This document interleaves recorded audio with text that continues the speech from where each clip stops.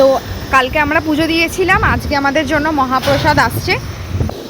আজকে আমরা দুপুরে মহাপ্রসাদ পাবো। এই মাত্র প্রভুর ভোগ আর কি মানে দেওয়া হয়েছিল প্রভুকে জাস্ট 1 ঘন্টা আগে, এবারে আমরা ভোগটা পাবো। বলছি ফোনপে নাম্বারটা তোমার দাও তো, ওই ক্যাশ পাঠিয়ে দাও। এটা কোনো দিয়ে আসুন না।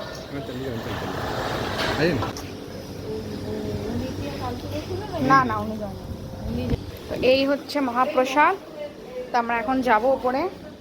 আজকে ছিল শ্রাবণ মাসের সোমবার, তাই আমরা ঠিক করেছিলাম মন্দিরের থেকে প্রসাদ খাবো। তো আজকে একাদশীও পড়েছে, তো মন্দিরের প্রসাদে কিন্তু একাদশীর কোনো ব্যাপার থাকে না। এই প্রসাদ কিন্তু একাদশীর দিনও পাওয়া যায়। প্রসাদ খাওয়ার কিন্তু প্রচুর নিয়ম থাকে, যেরকম মাটিতে বসে খেতে হবে আর কলা পাতার মধ্যে খেতে হবে। আর এখানে দেখো আমাদের ভোগে নেওয়া হয়েছিল হচ্ছে সাদা অন্ন, তারপরে ছিল হচ্ছে খিচুড়ি, আর তারপরে ছিল হচ্ছে ঘি অন্ন বা এটাকে বলে কণিকা রাইস। এরপরে ছিল হচ্ছে বেসোড়া, এটা ছিল বেসোড়া। আর তারপরে ছিল হচ্ছে মোহরা, এইগুলো হচ্ছে সবজি। আর তারপরে ছিল ডাল, তারপরে ছিল ডালমা। তো ভাত আর সমস্ত কিছু আমরা কলা পাতার মধ্যে সাজিয়ে নিয়েছিলাম আর লেবু দিয়ে খেয়েছিলাম।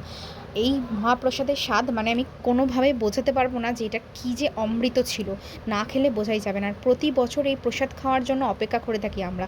আর এই প্রসাদ পাওয়া অনেক ভাগ্যের ব্যাপার হয়। প্রভুর জন্য যে মহাপ্রসাদ রান্না করা হয় সেটা কিন্তু পিওর দেশি ঘিতে রান্না করা হয়। আর প্রত্যেকটা প্রসাদের স্বাদ ছিল কিন্তু অসাধারণ। আর এই কণিকা রাইসটা আমার সব থেকে ফেভারিট।